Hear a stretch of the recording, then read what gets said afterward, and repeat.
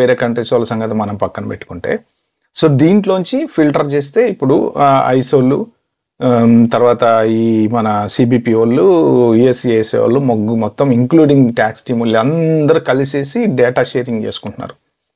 ఈ మధ్యన ఒక 20,000 మెంబర్స్ ఐసోలను కొత్తగా రిక్రూట్ చేసుకున్నారంట. రోజుకు 3,000 మందిని పంపిమని ట్రంప్ చెప్పాడంట. చాలా ఉన్నాయి విషయాలు మాట్లాడుకుంటే. ఓకే, తర్వాత మన జోసెఫ్ ఎల్డో ఇతను ఉన్నాడు కదా, మన ఏది యుఎస్సిఎస్ డైరెక్టర్, ట్రంప్ క్లోజ్ ఫ్రెండ్.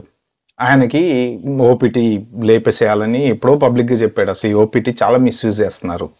ఎలా మిస్యూజ్ అవుతుంది అంటే, ఓపీటీ ఎంప్లాయీస్ని తీసుకుంటే కంపెనీస్ ట్యాక్స్ కట్టాల్సిన అవసరం లేదు. ఓకే, అందుకని ఓపీటీస్ని తీసుకుంటున్నాయి.